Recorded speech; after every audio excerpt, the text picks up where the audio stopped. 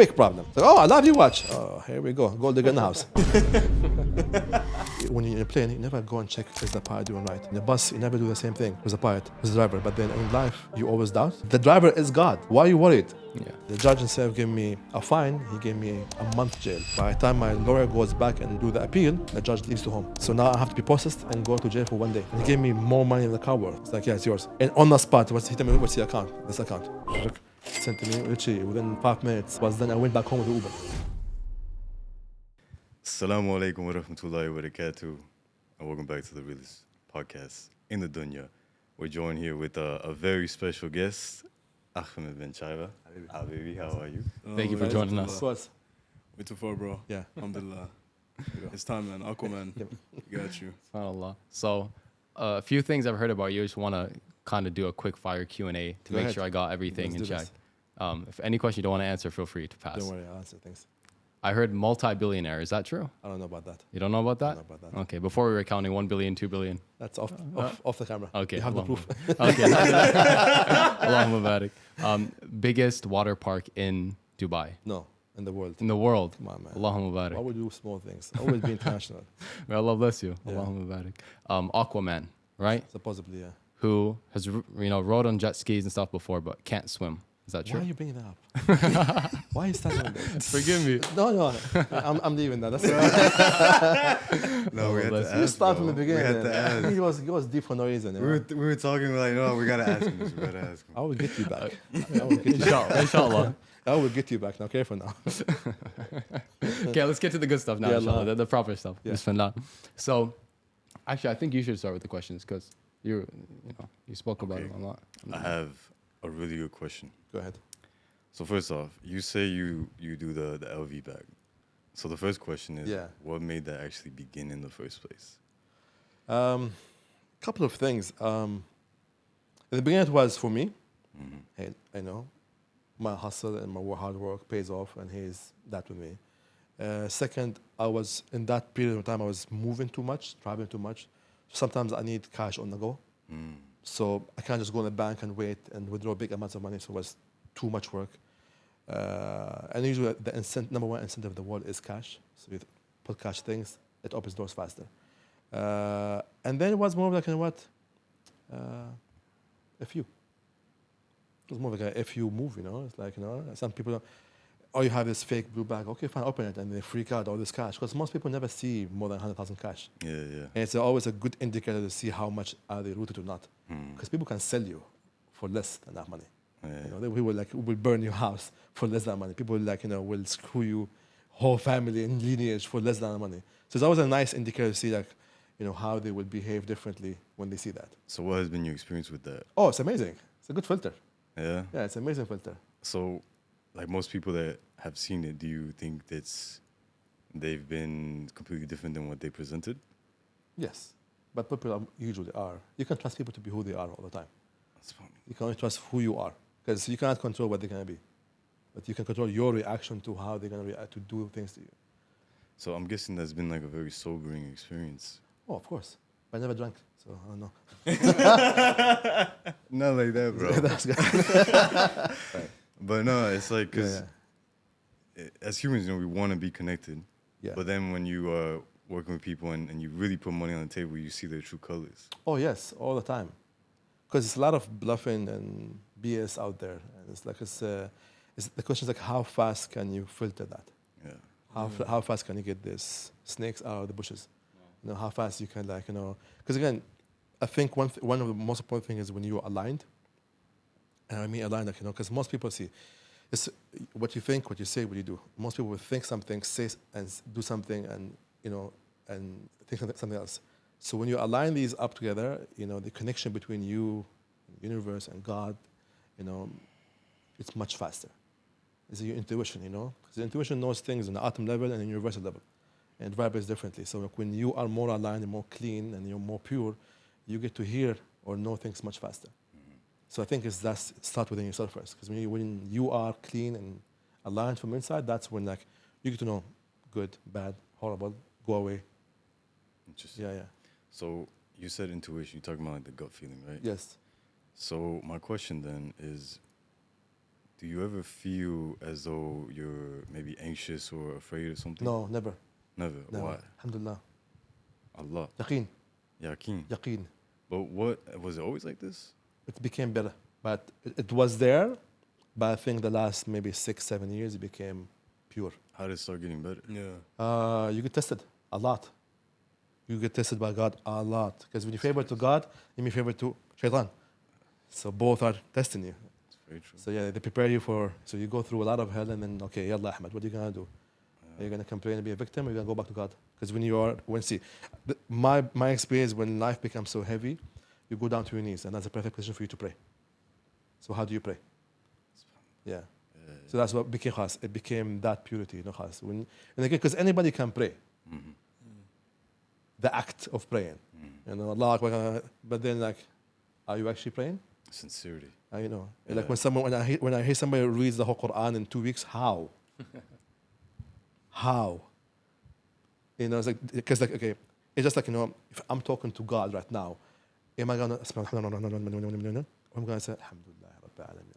Yeah, take your time. Exactly. Are you gonna, you know? Because for me, that's what? No, take your time with it, man. No, I respect that. You know, vibe take your with that. time. You know, like a juz'a should take for you, you know.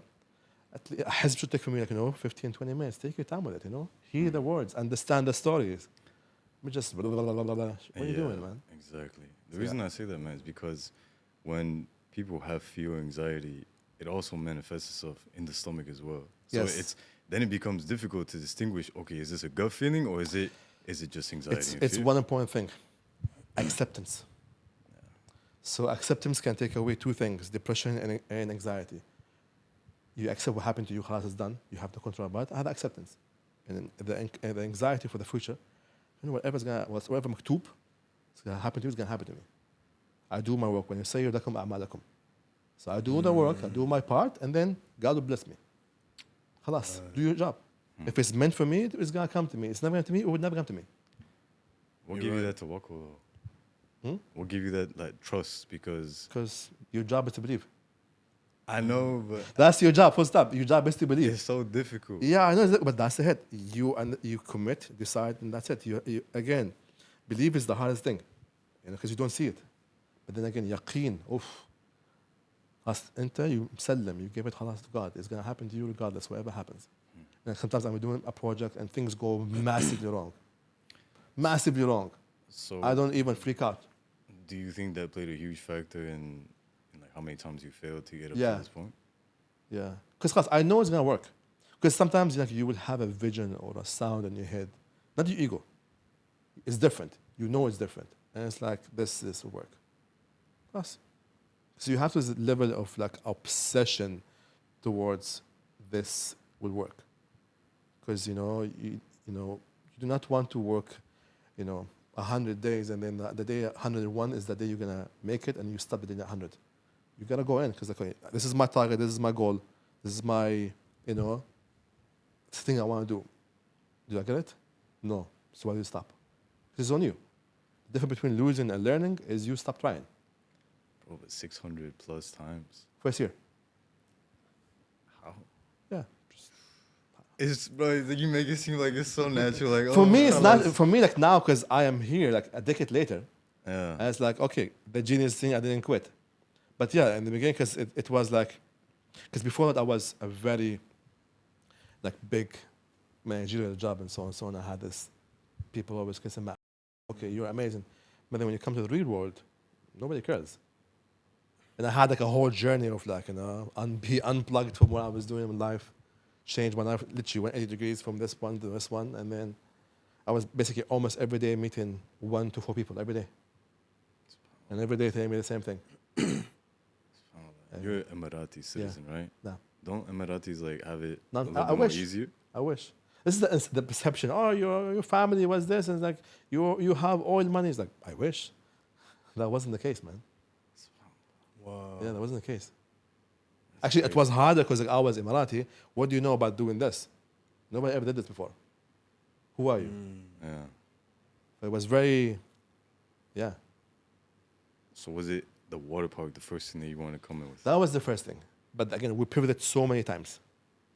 So what led you to want to do the water park? Because you said, well, you didn't say it. We Yeah, actually you kind of said. brought it. Yeah, you said that.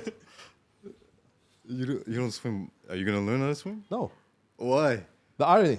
I know. But see, but that's the one thing. The irony is like, I cannot do this, but I'm still making money from it. Yeah. And I'm the biggest in the world. Yeah. It's an amazing irony. So what made you want to do a water park?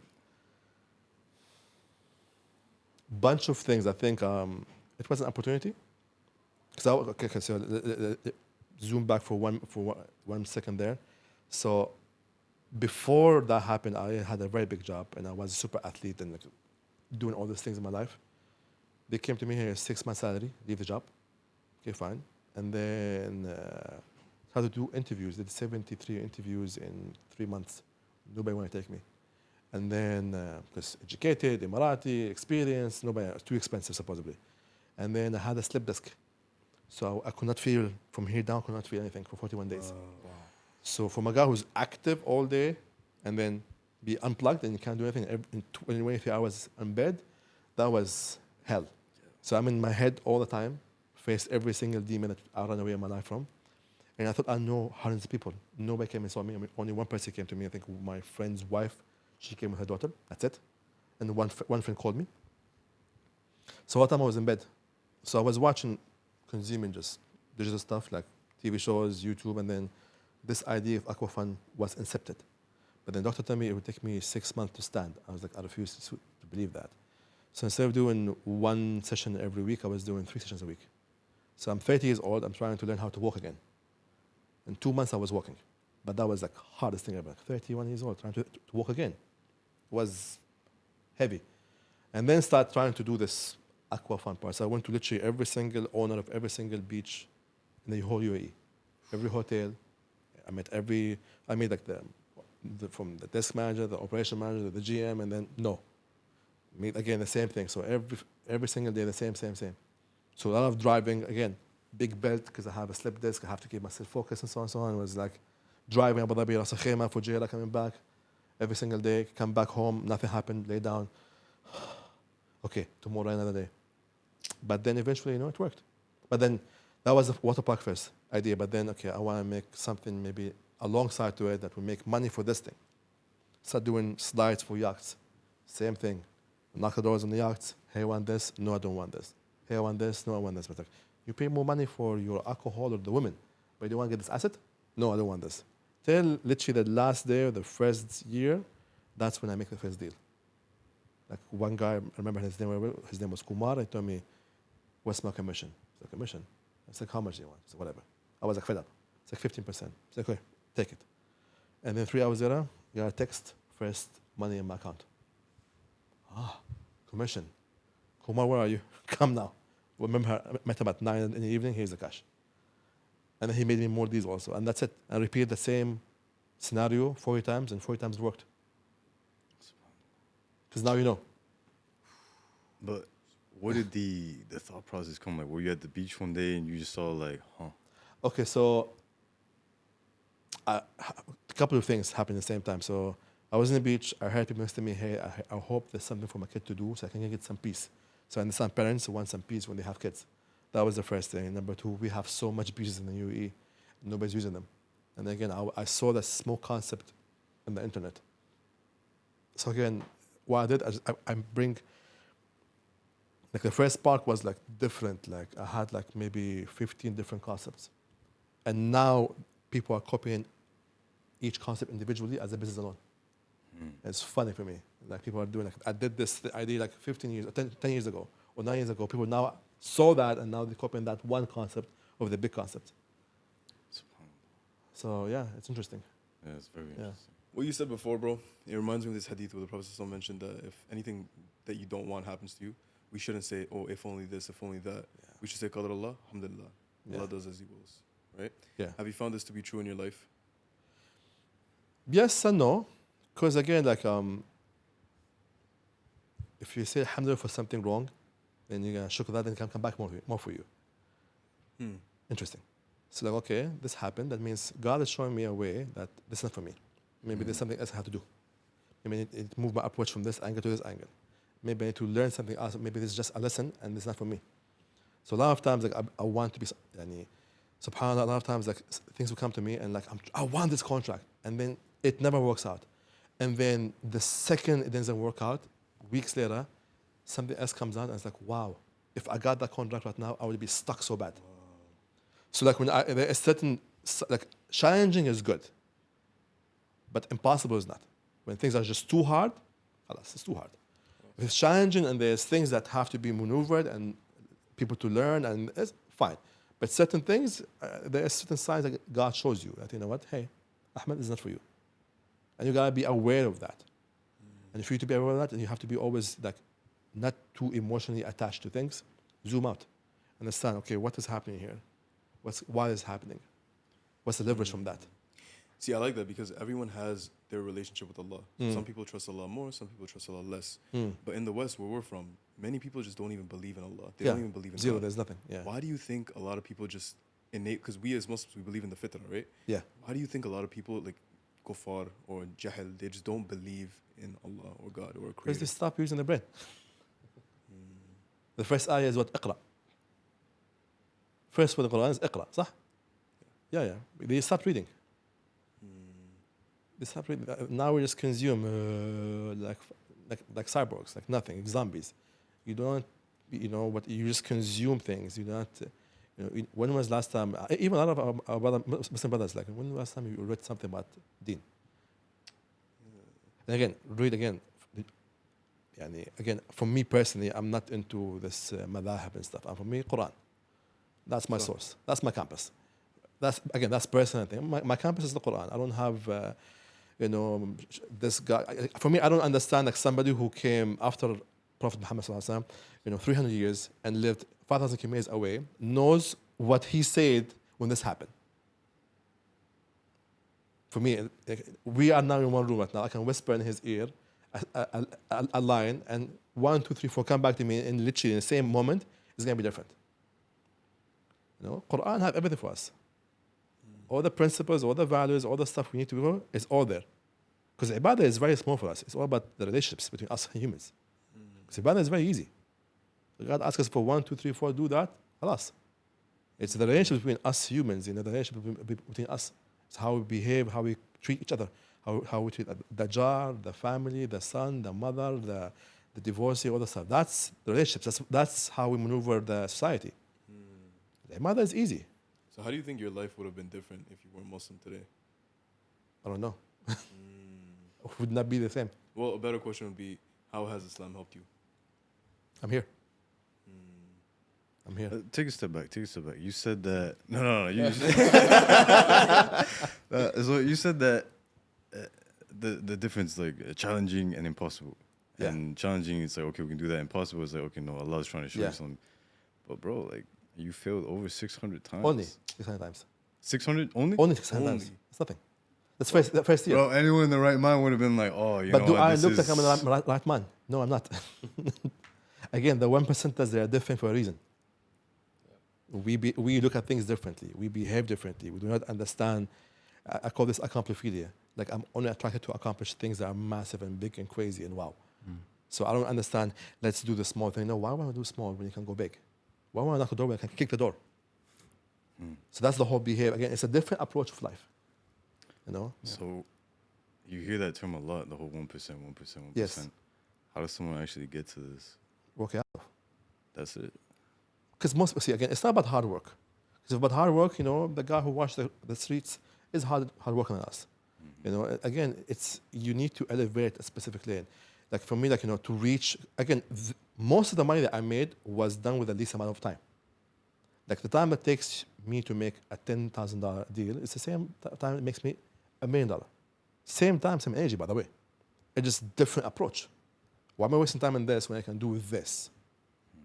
Just about like how big are you thinking? It's being smarter with it. Yeah. Think smart, man. Work smart, man. Hustle hard, but think smart. So, and that's the whole thing. You need to be able to push differently. Like for me, my motive is like, I don't want to look back 5 years from now. I wish I pushed harder. I push hard now. That's the whole thing. Like, no, now I'm gonna push hard. Because why? They can say, okay, put your hands up. No. Okay. So put your hands really up. Okay, so why didn't you do it the first time? So I was holding the mic. Here you go. No, see, because you should always do your best the first time. I see. I got you. That's a good point. You see what I mean? Yeah. Always do better. Don't go half-assed. Go all the way.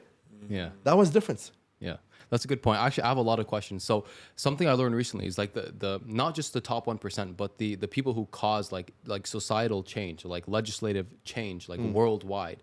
They were people who they had this opinion that it's already done. I just need to do it. Yeah, you already see it. Yeah. Like everything that I already accomplished, I already saw like years before. Yeah. So nothing was surprised. When I won the awards, there was not a single doubt. Yeah. No, bro, not a single doubt. Like you knew it was No, gonna I know happen. because the work is done. Yeah. I know what I've done, and I know nobody could outwork what I've done there. But when I won the 2 awards, the Entrepreneur of the Year and Emerging Business of the Year, I was a nobody. I was basically a ghost. I had no social media. I was hiding, no media, no PR, nothing. And then I was like put as a finalist. My advisor told me, Ahmed, put you a finalist. I said, no. Lesh. It's like, no, I'm gonna win. I won both. It's like, Ahmed, nobody wins both. It's like, no, I will. Full stop. It happened. I walked in alone. I said with one of my friends. And it's like, first my business won the best Emirati business of the year. Amazing. I saw other businesses, cute, but nothing like me. And then the Entrepreneur of the Year, there's like so many names. And I was like, I intentionally stood in the back so people can see me walking in. Wow. And like, who is this guy?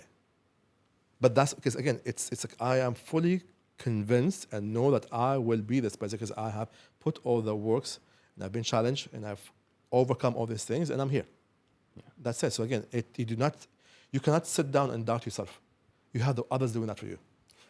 You can't do that to yourself. Yeah. You can't be in war with yourself and the world.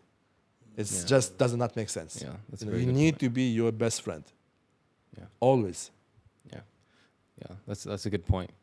SubhanAllah. So my first question is, and I feel like I know what you're gonna say about this, Okay, but let's hear this. what if let's remove you from the situation. Let's say it's another person who was Yeah. sitting beside you, who had the same belief, I'm gonna win, Mm. and then they didn't because you won. What should that person be thinking in that moment?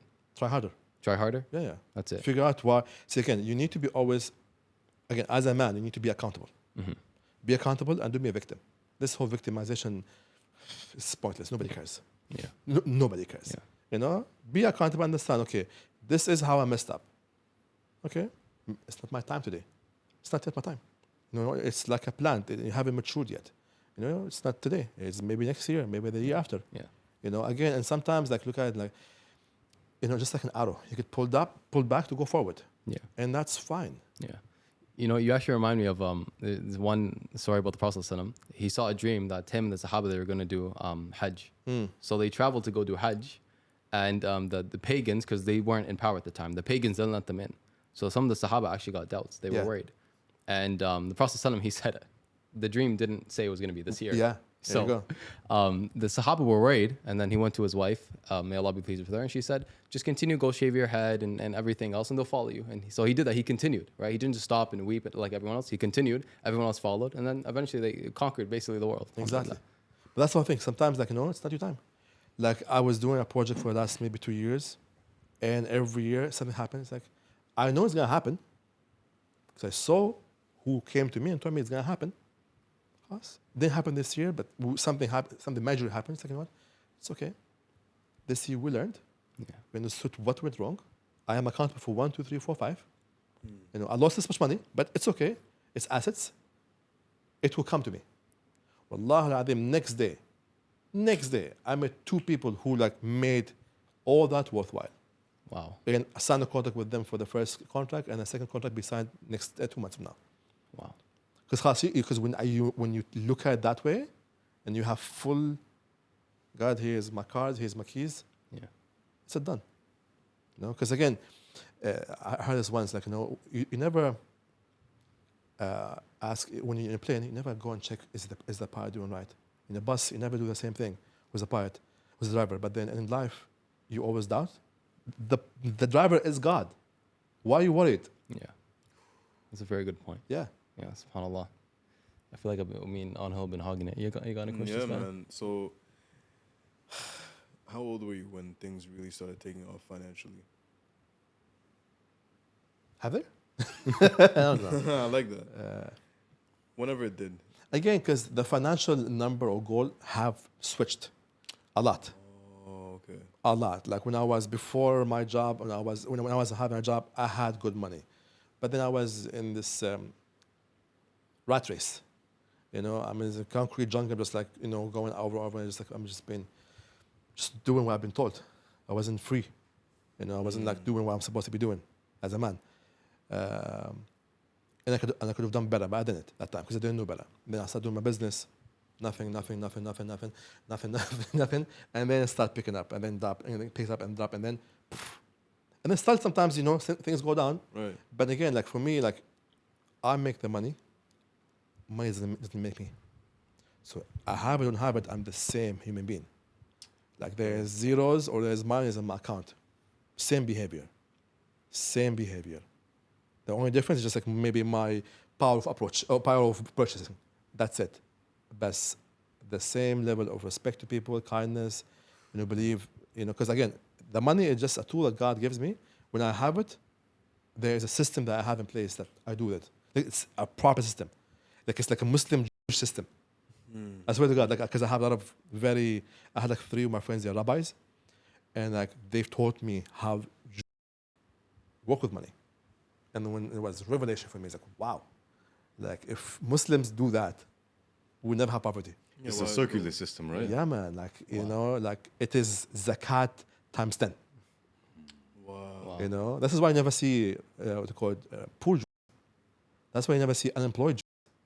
Because the system is placed like, okay, I get my family working with me. I got my neighborhood working with me. Okay, you work with me. It's like a system for society that is very powerful. That's why they have the most power and most money. Because they actually implement their system in. If we implement zakat, we'd be even more better. Why do you think Muslims have become very stingy in the Ummah? Because they think it's dunya only. They forgot what's akhirah. They forgot what else to do. They think it's only my bubble. It's like, no, man, it's more than that.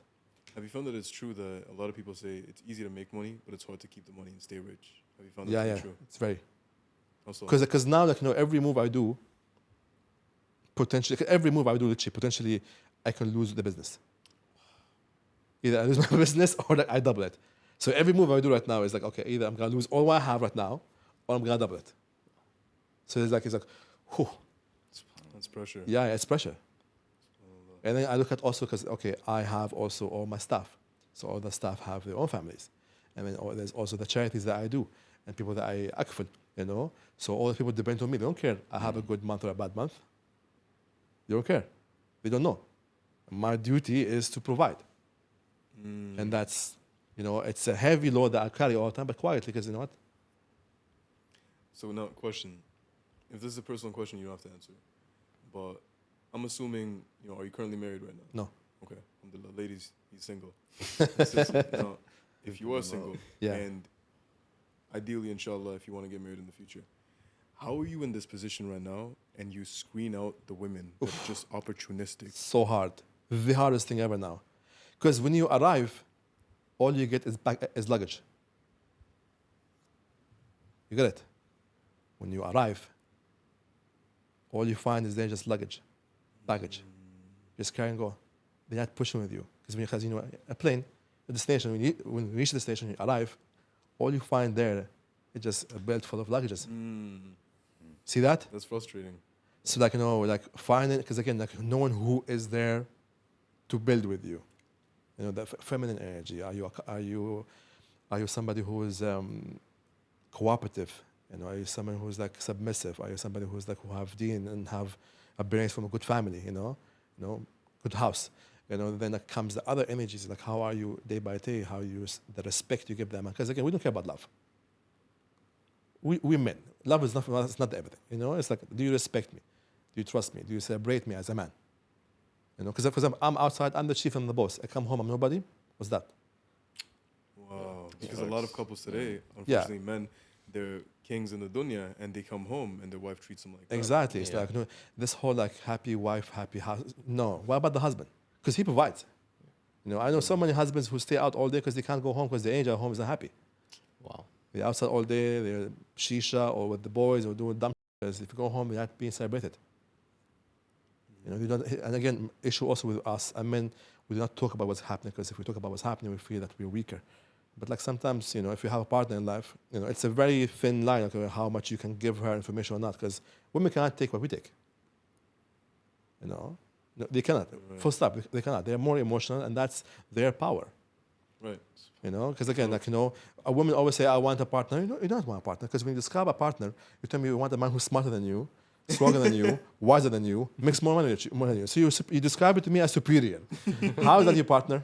No, you are amazing in different things, and I am amazing in different things, and we collaborate each other together.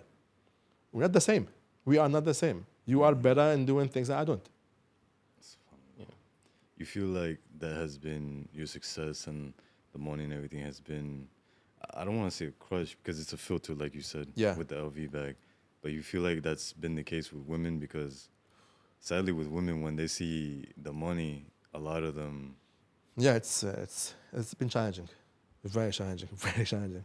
Because my first filter is like, you know, do you smoke, do you drink, do you party? This will take away almost 90% of the girls.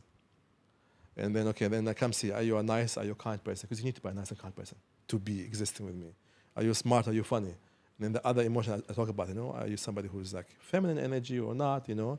No, I'm asking because I have to be. No, are you in your feminine energy or not? Because, you know, you need to be prepared to be in that place. Period. You know, you can't just be a masculine because nobody. No, nobody asks. Because all the time, there's women who keeps working. I ask them like, if you bills are all paid, and you stay home, you do that? Yeah, I would love to do it. So you're doing this because society told you to do this because they lie. You're not supposed to be doing this stuff. You know, you have a much harder job. Raise a family and raise a husband. That's a harder job. So it makes me crazy. Like, you know, you're okay to have some idiot boss tell you you can't do this and do this, and you gotta stay work and do this, but you have problem to listen to your husband to get him a glass of water. It's crazy. It's crazy. Do you think that modern women are chasing careers because it gives them a way to not focus on the harder, important things in life? It's the biggest lie being told to women these days. Your career and your job or your business is more important than having a family. My grandfather had 9 kids.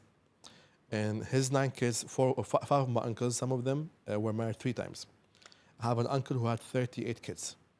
And then his kids got married and they had other wives. There was one time in my grandfather's house, there was almost 200 people in the house. They're all family. That's rich. Not this woman who's 42 years old and she's home with a couple of Gucci bags and a cat. That doesn't make you warm at night. But having a lineage in this whole family that comes from you, and you can know that you have your back and you have somebody there, that is richness. That's power. That's richness, not just you and your Louis Vuitton shoes and Gucci bags and some cats. Yeah, you think these items are going to keep you warm at night. Yeah. It's not. And the problem, sadly, they always learn this too late. Yeah. You know, it's funny because this is how we know that's true, because the same women who wrote these feminist books, Yeah. they in their 3rd and 4th book, they wrote, I still dream of my unborn child. Here you go. You know, they regret focusing on, and then the worst part is they taught all these women to do the same thing. Yeah. But It ruined them. yeah, by the 3rd book, nobody Yeah. cared for that rhetoric Exactly. anymore. Do you think so. it's because misery loves company? Of course. But see, that's like, this is one of my rules actually. It's like, I never, if I have a woman in my life, she will never have single girlfriends. Because, like you said, misery loves company. Wow. They will find, because they don't like their girlfriends to be happy. Why you have, I don't have? Right. it's like crabs. Especially if your husband's Crabs. Crabs, been where tried they by. pull Like you crabs. down. Exactly, the crab story. Exactly. They don't. Because they do single. And again, the thing is like, you know what? I have put myself in a place geographically that I will avoid these things. I would never exist in America. Cannot do that. I would never exist in another place in Europe because I cannot do that. Because the mindset and the energy and the whole feminist movement, and it's no. It's a big no for me. It's a big no. Because that's not how I vibrate, that's how I think, and that's not how I want to put myself in that place in life. UAE is much better than Europe, bro. Yeah. So It's a I'm show. missing it. Yeah, America is a show now. And there's no God there. There's no God. Full stop, there's no God there. It's very ungodly. I can never be in America. Like I stopped. Last time I went to America is 12 years ago and never going back again. Bro, so do you feel like you ever want to veil your success and your money from a woman when you meet her, just to see if she would be willing to accept you as is with supposedly nothing and then review? It's faster to see how they react. But sometimes because again, when I meet, I don't show, oh my God, all this stuff. But sometimes, Just a little AP watch, a little. oh yeah, Louis but V then shoes. again, the AP watch is always an interesting way. It's like if she knows about it, it's a problem. That's true. That's very true. It's a quick problem. It's like, oh, I love your watch. Oh, here we go. Gold digger in the house. Immediately. Yeah. She doesn't know about the watch. Doesn't even look at it. Interesting.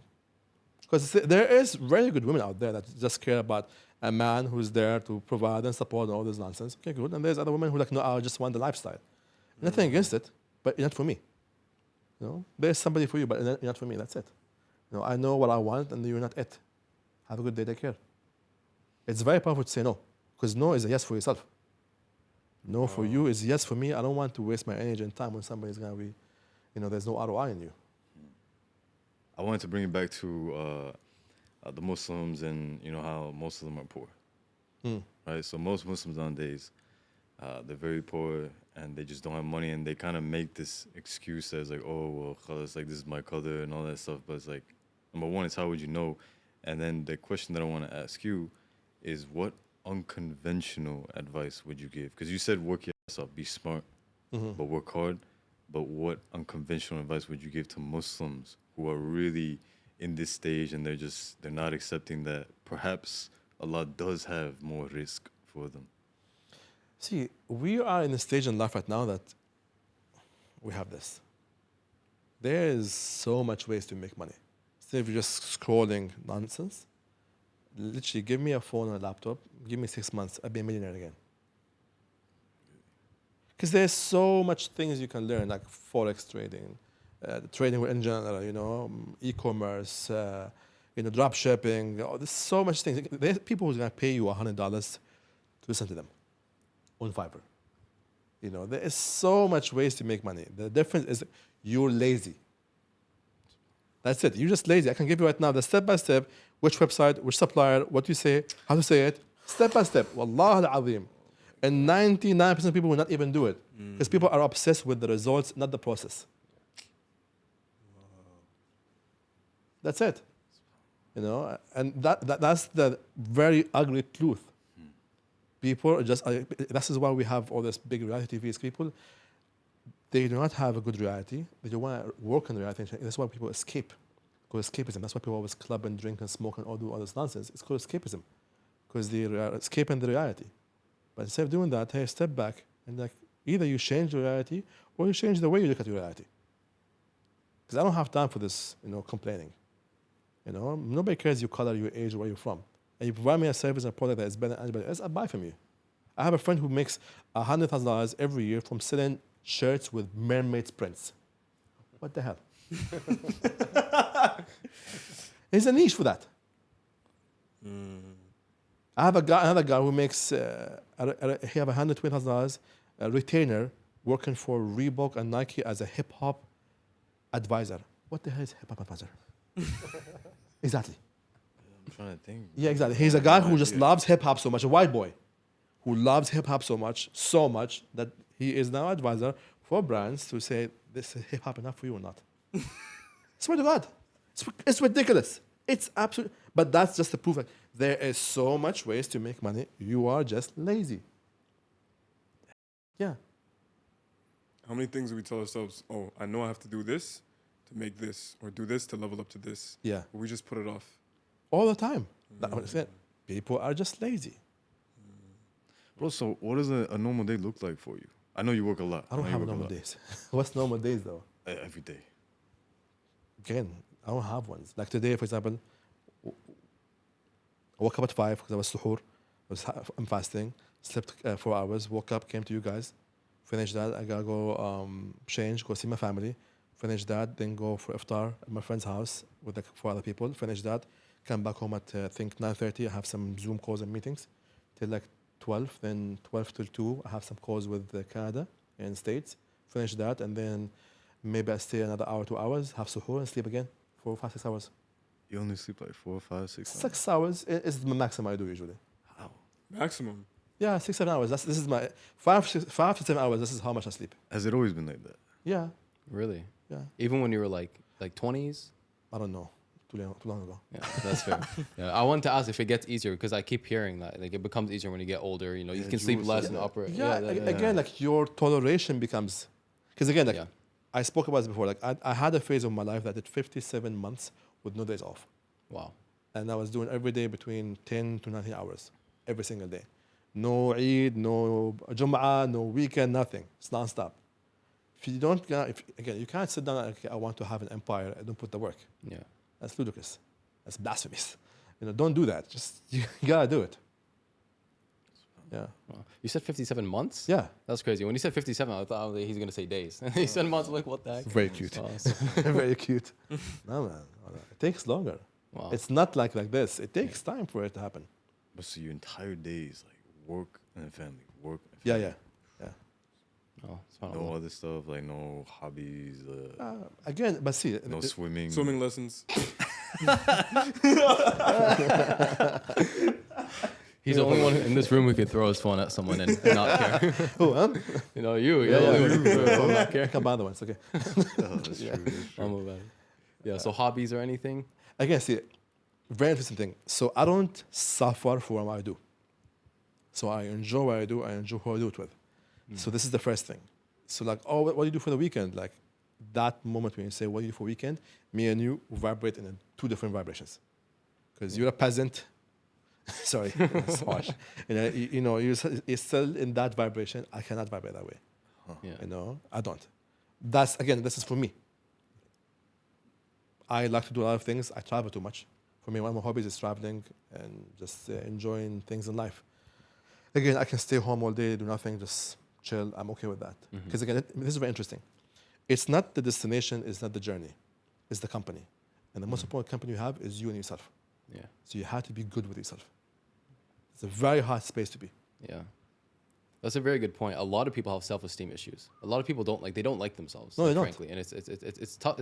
It's especially for young. I think men in particular, because Yeah. women are hyped up by other women. For Yeah. a man, he's being taught by everyone, men and women, that he has to build himself. So when they don't have that stuff that they build, they feel like they're a loser, frankly. So, and that's something that's difficult to deal with. So I know. like, how do you convince yourself that you're worthy and that you're not? You don't convince yourself, you become. Yeah. So go be a ghost. As in, stop. So you know who brings you up, who brings you down. It's not a surprise to you. You know who's good for you, who's bad for you. You know who's like a bad friend who's just, hey, let's go drinking or do dumb shit. Or people here who's focused on the craft. Step back of this whole circle because you are the average of that 4 people you spend time with. Go to the gym, work out, fix your body first of all. Be healthy because a healthy mind, healthy brain, what's it called? Aqal salim for Jism salim. You know this? No, you don't know it? White people. I'm Puerto Rican, bro. I'm not white. Okay, even worse. It's like, a healthy mind, healthy body. So you need to have that fitness. When you have the fitness, then you have disciplines. You have disciplines, then you can focus on tasks and just, bro, it takes less than 23 days to have a habit. You can spend 100 hours to be an expert in something if you actually focus on that. So you can learn so many new skill sets in less than a month or 2 months. There's no excuse. You have YouTube, you have Google. There's a tutorial for every single thing out in the world. You're just being lazy again. That's it. You can change your reality. Yeah. Yeah. That's a very good point. Actually, you reminded me of something the Prophet ﷺ said, or it's when I was taught it was taught as like, this is like the formula for success. And if I can recall correctly, he starts by saying the strong believer is better and more loved by Allah than the weak believer. And it's funny because you were mentioning a lot of people have this like weird mentality that, I'm poor and qadarullah, khalas, that's it, It's actually, I think that's a disease. I want to talk about that first. It's a disease in the ummah because like there were rich Sahaba who benefited the da'wah like immensely. Yes. Like they benefited the spread of Islam immensely. Like you can't really spread Islam if you don't have influence. No. And money and power and fame and being elite, like that is influence. Yeah. Even like look at Andrew Tate and Jewel when they accepted Islam. How many people looked at Islam because these are unconventional Muslims, people who are like the highest echelon, who accepted Islam. That's you don't see that every day. So stuff like that's inspirational. So back to the hadith. Strong believer is better and more loved by Allah than the weak believer. Right there, it's like if you want to be loved by Allah, you got to be strong. And that doesn't just mean physically. It can mean mentally, financially, and otherwise. And he says, afterwards he says, and this is what you reminded me of. He says, hold on tight to that which gives you benefit. So like even like your phone, you know, if you can benefit from things on your phone, then benefit from it. A lot of people, like they'll have people who are more learned than them, experienced than them, they'll have access to the internet and resources, and they won't use it like you said. But I feel like that's a muscle that you need to train, you know? It's a muscle, yes. Yeah. So I guess I was gonna say, how do you train it? But you just got to do it, right? Yeah, it's a, Train it, you just again, gotta do it.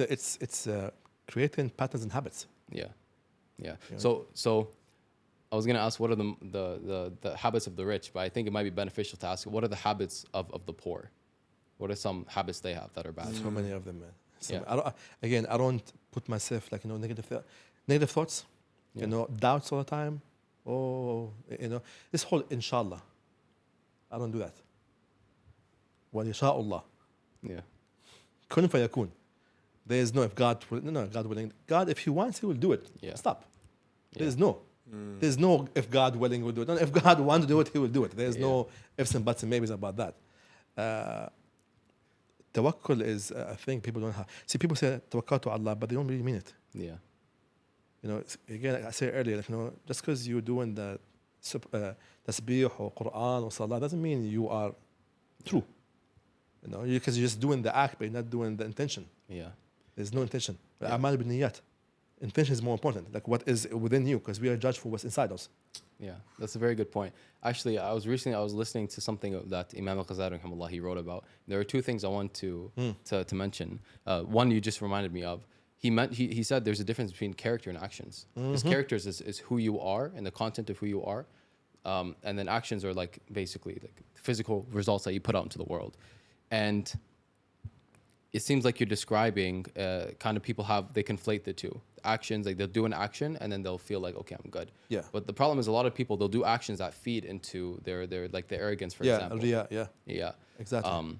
But so it might be a bit of a weird question, so bear with me. But something I'm curious about is something else he said. He said that patience and gratitude are like the same thing. He said gratitude is patience during tough times when things are hard. And he said patience, he said gratitude is patience during good times. Yes, and patience is gratitude within hard times. Yeah. Yeah. So when someone is kind of, for lack of a better word, has everything that they could ever want, you know, is there kind of a feeling where you're like, I just like the next level up is just Jannah. There's not much more I can gain here. Does it ever feel like that? Do you ever just like yearn for Jannah because there's not much more? No, because there's more work to do here. There's more work? Yeah. So what are some of your goals, if you don't mind sharing that? It's not about goals. I see again. Because again, you can't change the world with just likes, comments, and hugs. Yeah. You need wealth. Yeah. So the key is like, how do you make more money so that money can go down to more people? So when I spoke about earlier about how they make money. So my rule is this. This is for me, not for everybody else. This is what I do personally. And this is because I just put different things together and they make sense to me. So every month, the income of all my educations, I got it all together. Okay, here's the number. That number is 20%. 20% comes out first to the business. That 20% goes half. First half goes to family. So I mean family, so like, you know, I have a very big family. You know about debt? Okay, so when somebody have a debt, they always call it to God. God, please take away my debt. So I go and have one of my cousins, goes in, look in the family, quietly, see who have debts. Tells me in the day, Ahmed, this is the number for the debt for 8 people. I send the whole money, he sent to each one individually. And then a day, 2 days, I get voice notes from people, they don't even know who it is. Dua. Powerful dua of this person who had debt for the last 10 years, 5 years, gone. And then gives a bit for my mom, family, or the close ones. The other half, that's pure philanthropy. So I don't do with jam'iyat and all this. No. I have individuals, people that I trust around the world kafat yatim. I have 1,070 yatims. Bi'r mal. Every month I do 7 to 20 wells. Build houses for orphans, schools for orphans, and for widows. So that's what I want to keep focus on, educating the orphans and do that. Because again, yatim. It's been mentioned many times in the Quran. Okay, this is what this. So things that have been mentioned in the Quran. Okay, how do you take that stuff, put it back in your life, and take care of it? And this is why I do it. This is called tijara ma'allah. It's business with God. Okay. I did an experiment earlier this year. It's a crazy experiment. So we know every year between January till April is my peak season in Dubai. So usually we push more harder social media and ads and marketing and all stuff to get more sales. This year I said, no, I'm not doing that. I'm going to do something else. So I was just focused in purely that 20%. Make sure it's done. Here's videos. It's done here. It's done here. Everybody's built. The mosque is done. How many mosques you can do this month? How many mosques you can do this next month? Build the mosque, put the furniture, all the stuff done. Just did that all non-stop. Allah, by April, end of April, I didn't even open the accounts. I opened the systems. I looked. We went 80 to 170% increase in sales, with zero increase in anything else. Explain to me how that happened. Allah. That's it. Ar-Razzaq. That's it. Wow, that's beautiful. SubhanAllah. Firstly, may Allah subhanahu wa ta'ala reward you for the work Ameen. that you're doing and allow you to increase in doing it. Allahumma ameen. SubhanAllah. So the goal is to do 2,000 kids. 10,000? Yeah. Allahumma barik. First stage. SubhanAllah. May Allah grant you success. It will happen. It will happen. Yeah, it will happen. It's just a matter of time. It's going to happen. I have no doubt it's going to happen. I know it's going to happen. It's just like it depends on how much fast time we can do it. Yeah. And we'll do this year, next year, but it will happen. Alhamdulillah. There's no doubt. Alhamdulillah. So, Great. question. Yeah. In your life, I feel as though, from what you're saying, Yeah. essentially you have all the dunya that you could ever ask for, that you could ever need. Yeah. Do you feel as though, like, I'm trying to phrase this correctly, but in Jannah we have way more than what we could ever think of here. Mm-hmm. Like, do you remember Jannah often? Do you think about that? Or is that something that it's kind of leaves your mind because you have so much here? No, because again, I'm very disciplined in a sense, like, I could live a different crazy life. I have all the tools and opportunities to do that, but I'm not doing it because it's pointless to the ultimate goal. Yes, God wants to see you look good, smell good, feel good, put some nice stuff on yourself. Yeah, He loves beauty. yeah, it's good to take care of it. Don't just throw yourself. Oh, I'm Muslim. Okay, okay. Doesn't mean you can't take a shower. Doesn't mean you can't smell nice. I don't understand that. It's like ta'affuf. Okay, ta'affuf is nice, but like you don't have to be. God likes to see good things on His worshippers. Yeah. Look good, be good. It comes in out again. That's why a lot of times like I get invited to things and it's like I look at it. What's the ROI in this? Am I learning? Am I evolving? Am I growing? Am I making money? No. Why I'm doing it? For ego, I don't care. People to see me there, don't care. Pictures and stuff, don't care. What's the return on that? Nothing. Stay home and maintain my energy. For me personally. But yeah, Jannah always comes in my head. Like, it's like you do things because that's the goal. Like, what I do with my 20%, that's a lot of money. Yeah. 20% is a lot of money. It's a lot of money, by the way. Yeah. It's not like 1% is a lot of money. That's like, Yeah, I understand. but then when you understand the multiples of how you return that in dunya and akhirah, in the first beginning, it was hard, to be honest. It was very hard. It's like, this is a lot of money. Yeah, you gotta have tawakkul. That's a lot of money. Like, I could buy this car, I could do this thing with it, I can do this with that with it. But then, okay, first month, second month, and then like, okay, you feel calmness. Like, wallah, sometimes like I will feel something, like some peace or like something in my body, and then like 10 minutes later, I get a message from my people in whatever country it is. It's like, hey, the mosque is open, and they just made dua for you. You receive it. You can feel it. Yeah. That's beautiful. Yeah. That's powerful. And again, like, you never know, a person's dua could basically. Yeah, it could be it for you. Yeah. It could like literally open a door that's closed or take away a harmful thing. So how do you remain? You have that remain. How do I phrase this? How do you keep the taqwa, like the remembrance of Allah, when you are so consumed with the business and everything that you're doing? Here's a dark story. Ready? It's a very dark one. I'm trying to make it short. No, bro. Don't make it short. What are you doing? No, because It's it's a podcast, bro. yeah, no, because it's like deep and hard. Okay. So years ago, I had.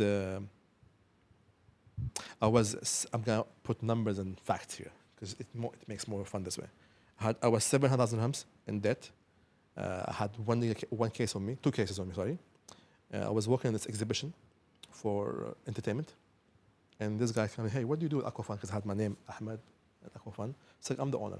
Please come with us. The German company, they do this new designs. It's like, oh my God, that's with the president of the company. It's like, here we have this new concept, amazing. It's like, how about us make the logo of Dubai as a water park? Give me design. How much it costs? It costs like 1.3 million. Cool. I have no money. Give it to me for free. No, we don't give it for free. Okay, give me a week. That week, I had a friend of mine who used to work with this company who used to run the beach where I'm in right now. It's a private company. And hey, when did you do a business here? I said, okay, fine. He gave me a contract. I went to the factory. Here, I have this. Negotiation. I got the contract. They sent me stuff on payment terms. Amazing. First month we launched, we went viral. 205 million views in the first month. Amazing. Everybody's talking about this. Articles, everything's amazing. A month later, the municipality comes to me. So what are you doing here? It's like, I have a contract. It's like, this is our land. I go back to my friend, hey, what's going on here? Oh, sorry about this. La, la, la, la, la. Go get a contract from the municipality. We deduct the rent from our rent. So I pay 2 rents. What the hell is this? A week later, the municipality comes here. It was a Friday, I remember. They closed me off. It's like, you have to Sunday to fix yourself or we remove your stuff. Sunday comes in, nothing is fixed. They remove all my stuff from the water, take it away from me. And then my friend company, they filed on me 5 cases on return checks for the land they don't even own. And then I'm trying to file a case against him for fraud and lying to me. That's not happening.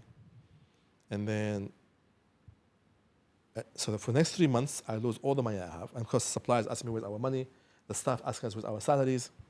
So I close for 3 months. For the 3 months, all I'm doing is like court, police stations, lawyers, municipality, or on bed dying from the tension and the stress. 3 months later, eventually got to sit down with the prosecutor and like explain to them the case and so on and so on. When he understood that, okay, there's a full-on fraud, he called them, guys, come right now, meet this guy, close the case, or otherwise it's going to be a problem for you guys. Case closed, amazing. But then there was one more case from the checks. The guy, the judge instead of giving me a fine, he gave me a month jail. By the time my lawyer goes back and do the appeal, the judge leaves to home. So now I have to be processed and go to jail for 1 day. So I go and it's like, what did I do wrong? So I'm in the court from 7 in the morning, being processed, go to the jail by 6 in the afternoon, Maghrib, and then I'm there and it's like, what happened? And subhanAllah, in that like 33 hours, I made like 28 friends. Somebody gave me slippers, somebody gave me an extra shirt, somebody gave me a better bed, somebody gave me a phone, somebody gave me better food, and so on. So subhanAllah. Left the next day, now I'm supposed to be broken. Sah? No. Go first and go home, take a shower. Did something to do. Do you know about something called Dua al-Mazlum? Nothing? New Muslims, okay. Okay, Dua al-Mazlum is basically a dua. It's a very long dua. It's a very heavy dua. This dua is basically when you are mistreated and misdone.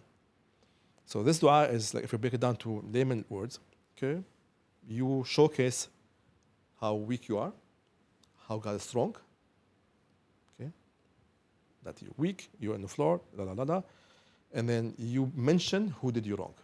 God, this is what happened to me. You're just talking to God. This is what happened to me. Here's the people that I think that did me wrong. If he did me wrong, take my revenge. If he did me wrong, bless him. And you take that ball,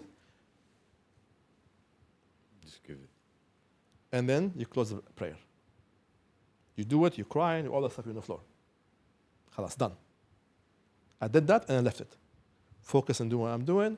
A week later, I got the contract. Now, we got the contract now.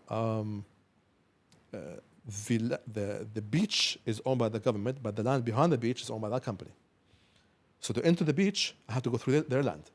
He said, you can't go through our land. You want to go in the water, come from the air, come from the water. Just like that. It's okay, fine.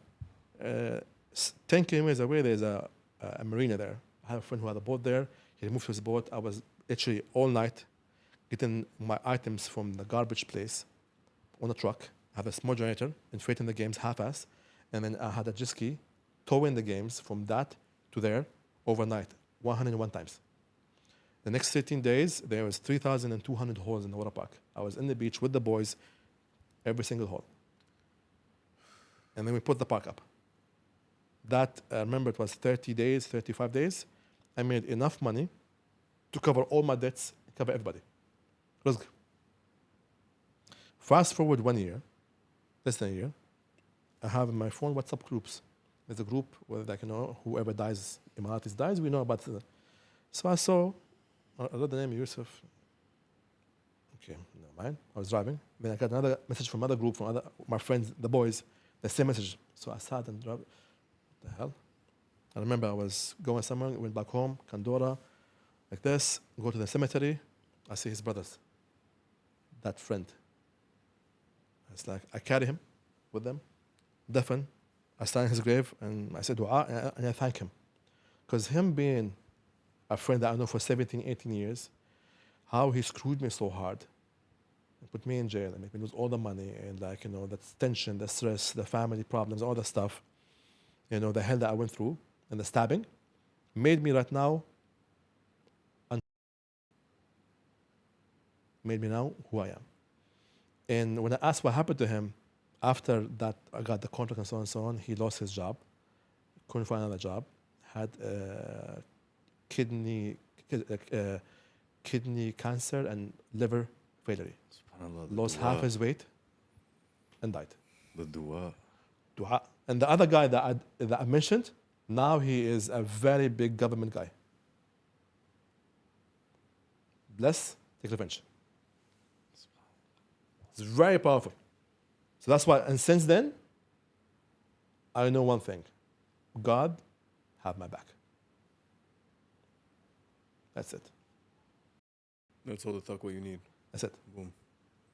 That's crazy. I know. That's a story for you. I've never heard any. Number one, I never heard about the dua. And then number two, I never saw that come into fruition. I remember before I became Muslim, I knew these two guys, and they were Moroccan, and one of them was telling me that if you were ever oppressed, that you can ask. This is the oppressed dua. Yeah. Because Yeah, that's the I most didn't know powerful it was one. that. That's the most powerful. And again, it's a very long, powerful one. Oof. I did that dua maybe 3 times, and all 3 times, Allah, the people that I made dua on them, between 3 to 12 months, they were dead. Allah, because people will cheat me or treat me wrong and lie in front of other people. Okay, I give this to God. Take care of yourself. That's khalas. I don't even know what to say. Yeah. Me neither, bro. It's very powerful, man. Dude. Yeah. Subhanallah. Yeah. It's okay for now. Damn, I'm in shock, actually. Yeah. I feel like I need a minute. You see, I threw them off. May Allah protect I gave you a warning. Okay, it's a heavy one. Ready? Ask for forgiveness. Forgive us, Abi. We didn't mean to say that you can't swim or anything like this, bro. I see that.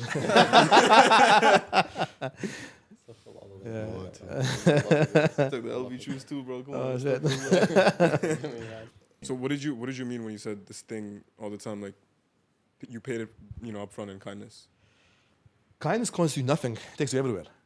There's a restaurant that I go to, and every time I go there, like literally from the door till I get to the restaurant, to get my seat, there's like at least 10 of the staff will come, hugs, high fives, fist bumps, laugh, massage. And I say, why are these people with these? Why are you here all the time? It's like, no. Last time I came was 2 months ago. It's like, how do we do this way? It's like simple. Humanity. I look at the waiter just like a normal guy. I laugh with him. I know his name. I know her name. I know her family if they have family. How is your daughter? Oh, I see you here. Pay attention. We're all human. You lose nothing by being nice to people. That's what I said earlier. Like, you need to be kind and nice. Like, you need to be. I need to be. Are you real kind and nice, or are you faking it? The fake polite. No. Like, are you genuinely a person who is genuinely nice to people or not? Because for me, like, I think one of my superpowers is I can make people laugh, no matter where it is, no matter how. Like, wallah, I think so many times I'll be in Maqbara cemetery, and this guy he just buried his father. I will say something and make him laugh. It's a heavy time, but I make you laugh, because that's what people remember you. People want to be seen, but people want to be heard. You get those two, you own them. Seen and heard. Everybody, no matter where you're from. If you see them, who they are, and so on, you appreciate who they are, and you can hear them talking, and you actually understand what they said, that's the powerful thing. So why is it that most people who start making a lot of money, they have this almost this superiority complex?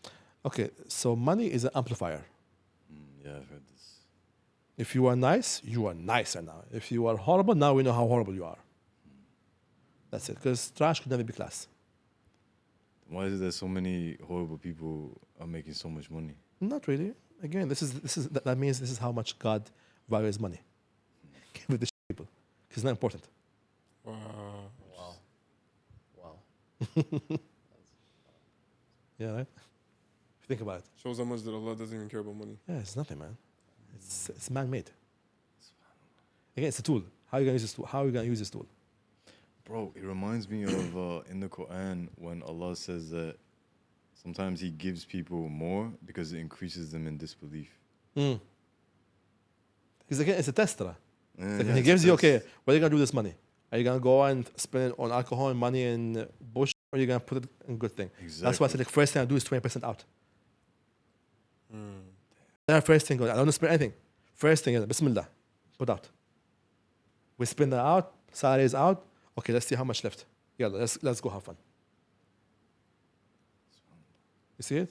No. Yeah. The first thing you do is God, because He gave it to you.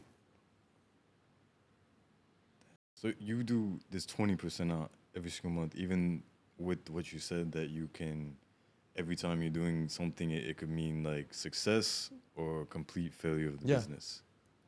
You still do that even? Yeah. Because what else are you going to do? Save it, then what? Die? And then it's gone? That's true. You can't take it with you, صح? Can you? No, you can't. So, Did you ever make a pact or a deal with Allah in the past when you didn't have as much money as you currently do? Where it's like, Ya Allah, if you give me this, then I will do this with it. If you give me that, I will promise I'll use it in good. not in that way. But in which way, if you don't mind sharing? What I'm doing right now. So giving back. Yeah. Okay. You know, because like, yes, you can do that, but your worship should not be subjected to conditions. It's the other way around. Conditions between God and you, for you, God. God, I worship you if you give me this. No, it doesn't matter. It's the other way around. You worship me this way, I give you this. صح? It's this way, not that way. Wow. So with that being said, do you feel like having all this money now, the success, No money. is it? Oh no. I'm joking. Go ahead. Is it what you thought it would be? I think I'm just stretching to warm up.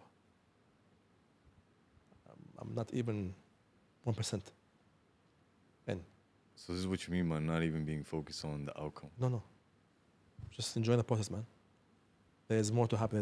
There is much more to be unfolded. Interesting. Yeah. So even if you weren't making any money, Because 40 with is when you this- start. Yeah. Like Prophet Muhammad, when he became a prophet. After 40. Exactly. That's when you start.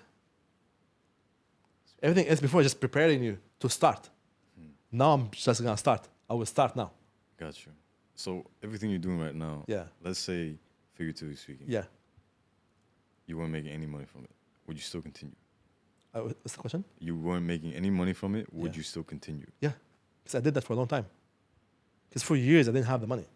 Like I was, bro, the first time I paid myself was 5 years in. All the money I was making literally was just going expenses back in the business or pay debts. So how'd you survive? Like Survived. I food was and all living in this my stuff? mom's house, my family's house.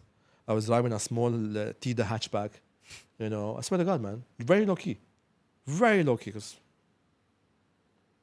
then I had a phase of like, okay, I got the money. Let me buy all the stuff. I bought the Ferrari, the Lambo, the Aston Martin, the Rolls Royce, the Bentley, and then like, what am I doing? And it hit me. It's like, what am I doing? Why am I doing this for? Mm. And I remember very well, like I had a red on red convertible, and I went to this meetup for Rolls Royce, and I was like, I'm the only self-made man here. Everybody else like daddy's money, tech money, dirty money. And I was like, why am I? And the conversation was like so shallow, and so like, what is this? And then this guy told me, hey, I was looking for the specs for your car. Will you ever sell this car? I was like, give me an offer. And he gave me more money than the car worth. It's like, yeah, it's yours. And on the spot, he told me, what's the account? This account. Sent to me, literally within 5 minutes was done. I went back home with the Uber. And then I bought some normal cars, and then I started doing cars that I actually enjoy driving. It's my thing. Yeah. So I was doing it for the wrong reasons. Yeah. Again, you go and say, I'm still a human, you know. I still like, I do crazy. It's like, what am I doing? It's like, no, I don't need to do this. Yeah. It's nice. But then I got attention from everybody wrong. So when you got the money, it's like the dunya kind of. Yeah. And it's like, it was real flashy. Exactly. And it's like, what am I doing? So would you say now you don't have this materialism? No, less, way less. Really? Way less. Like now, like I'm trying to like hide as much as possible. Don't show it at all now. Very rarely I show I don't show anything at all. Because I know it. See, bro, I know what I have. Yeah. I want to show people here, look at me and my cars and my houses. What's the value added to the people? I just get hate and hasad. It's pointless. Either way. You know, I rather provide value by talking to you guys, and perhaps I inspire somebody. For me, the power behind this, like when I get a DM, and like this person who I never met saying, "Hey, you changed my life." Last month, I had this lady who spoke to me in DM, and I replied her, and I gave her a voice note for 30 seconds, and I forgot about it. It was like 6 months ago, and they messaged me last month, say, "Hey, what you told me changed my life. I left my job. I started doing this, and I took my mom to Hajj this year because of you." You know how powerful that was? Powerful.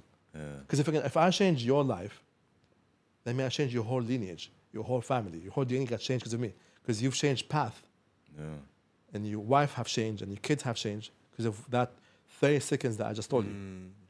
So me sharing this failures and journeys of things, this is the powerful thing about it. It's like changing life in that way. I get no money from doing these things, none of that stuff. Nothing. But for me, it's the long term, the marathon. It's building a legacy of people who have changed their lives and the way they think of things because of what I told them. That's the powerful thing. Yeah. So let me ask you a question. Do you have a fear of death? Not in the sense that we all know we're going to die, but because you have all these goals that you want to do, you have all these things you want to accomplish, you have so much people depending on you. It's almost like if something happened to you, it's like all of these things that you want to do, they can't be done anymore. So do you manage that? Like, how do you get through with that? I have no control. It's still in my head. If it's my time, it's my time. If it's my time, it's my time. I can't do anything about it. You know? That's just my time. If I'm dead, I'm dead. I can't do anything about it. I can't come back. Oh, let me come back and fix this. I can't do that. I have all these things I wanted to come. Doesn't matter. It means nothing. It means as long as I try to build enough systems in place behind me, you know, for everybody to have that in them, then that's it. That's what I'm doing right now. I'm just building systems. So like, I always talk about business now. You know, a lot of people say they're entrepreneurs. They're not entrepreneurs. They're just self-employed. Yeah, just sexy word. I'm an entrepreneur. No, you're not. No, you're not. You're just self-employed. Because if you don't work for 2 weeks, guess what? You're broke again. You broke again. We were just talking about this. You're broke again. You're self-employed. Just calm you down. I'm an entrepreneur. Like, how much money are you making? It's not about the money. No, there's about the money because ultimately that's the number. It's a number that like how much are you breaking? When you break even, where's the ROI? How much money you bringing in revenue? If we're gonna talk business, because I'm gonna be harsh. You're self-employed because okay, can you leave the business? Number one, yes. Will the business still continue going like it is? Yes or no? No. Okay, then not. Will the business continue growing? Now that's when you are doing things right. I can leave the business 2-3 months. I'm good, alhamdulillah, because I have put the right people in place. I have system in place. Everything is doing alhamdulillah. But that's the whole thing. Like people just think they have control, but no, you don't. Also, you said that you're trying to hide. Yes. You're trying to hide the wealth and all this stuff. Like, what ways are you trying to hide it? Like, aside from, you know... Because sometimes I can live in a 10-bedroom mansion, or can I live in a nice small penthouse? I can have Rolls Royces and G classes and all that cars, or can I have like a classic car or a truck that is I enjoy driving. You know, I can sit down and go in the most expensive restaurant and pay so much money for like food that I'm gonna shit in a bit, or I can go somewhere nice. You know, because I don't go to. I don't, you can That's actually what it is, though. it is like, you know, Wow. you would never see me in a fancy restaurant, by the way. Like I go to like a family-owned small restaurant, yeah, because I'd rather give a tip for this family than go to a restaurant that is charging me 10 times the money, and then I'm supposed to give you a big tip. Why? The food is normal. There's less barakah there. Exactly. This barakah. Go to this. Again, it's my behavior. Interesting. Because I did that before. No. I did that life. Like, okay, go to like, you know, a 6-course meal and pay this much money. It's like, Yeah. and then you finish and you go to McDonald's. Yeah, I ask because, you know, I've seen people do the same thing. Yeah. You know, they get to the point where they make a lot of money, then they start like relaxing, and they're like, they want to hide it now. And I think Bill Gates is one of them, if Yeah. I'm correct. And he dresses in like pleb clothes, like Yeah.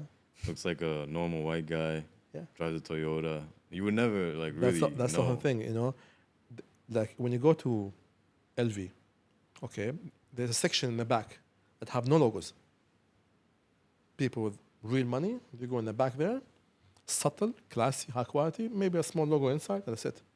This whole flashy, it's all for like guys who doesn't have it. You know, if you're too loud, see, the king, don't say he's a king. He is. Yeah. You don't have to. The sun does not announce it came out. It just comes out. That's it. So I don't have to, I got this. I know what I have. Yeah. I know. That's the most important thing. If you don't know, you don't know. And it's fine. I'm not going to sit down and prove everybody wrong. That's very true.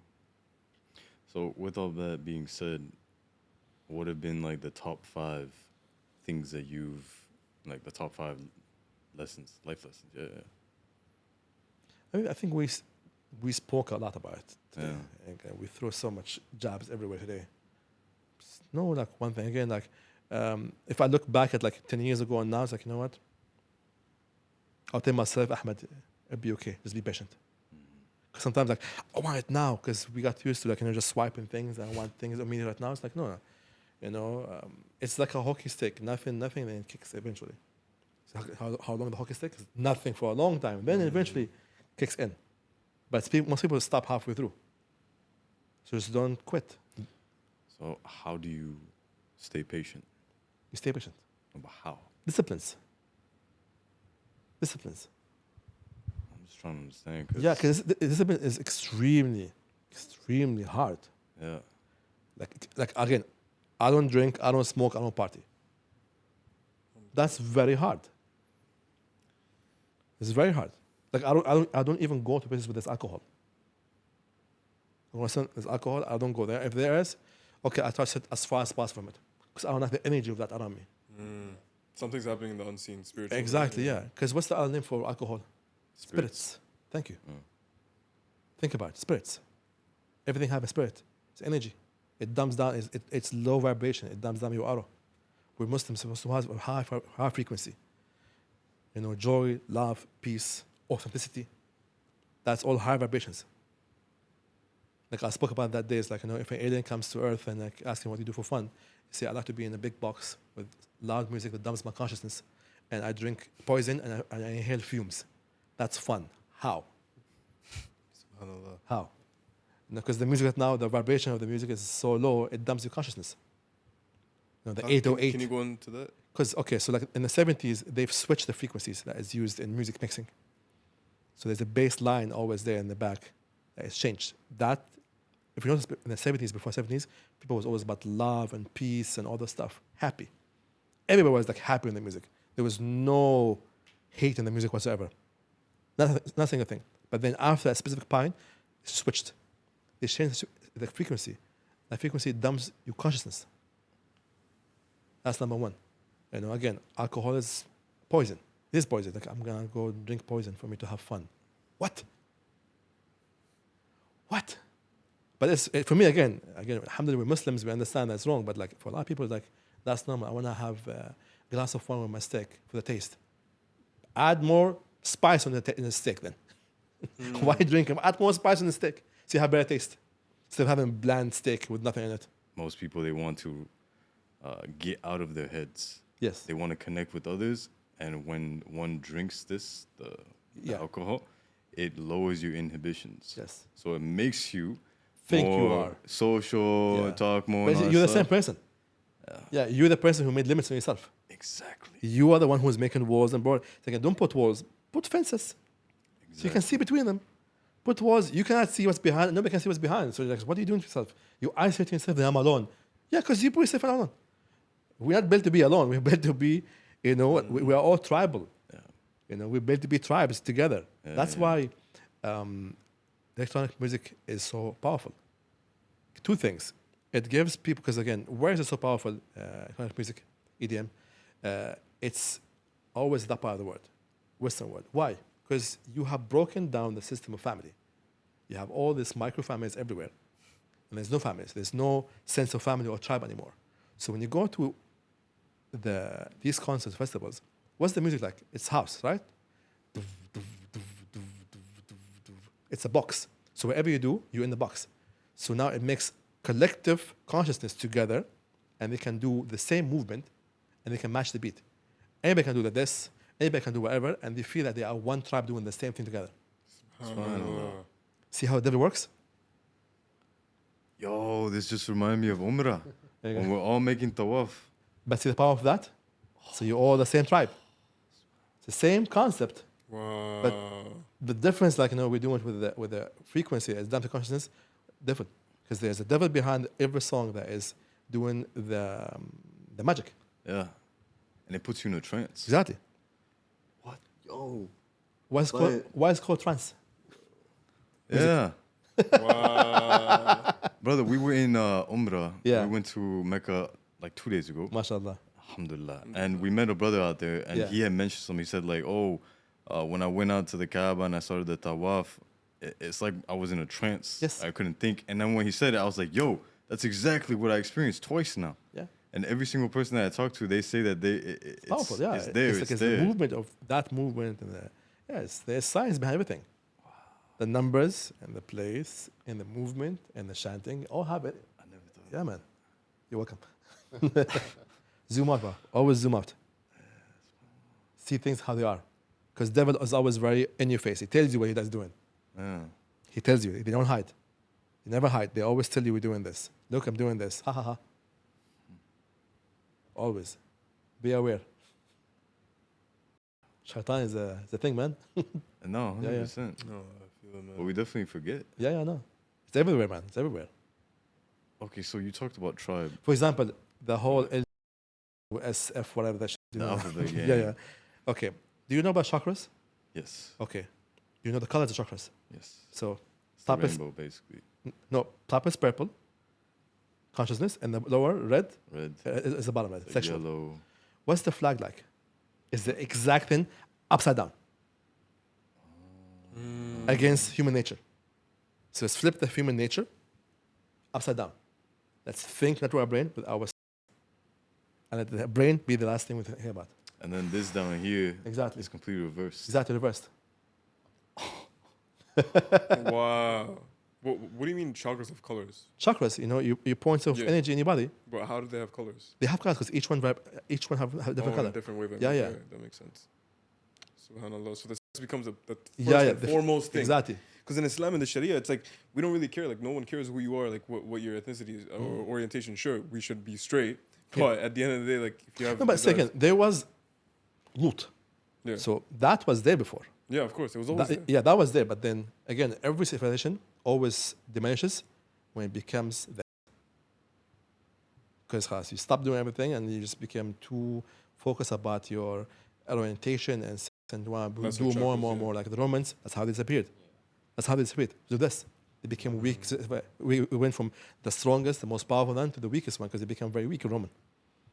So that's what's going to happen there. And if you see every scripture, Quran, and every hadith, nothing says about the end of days will happen in America. It's this part of the world. The power is going to be here. Right? That's what they say, like, when between Mecca and Medina is a safe place, nothing will happen to you there.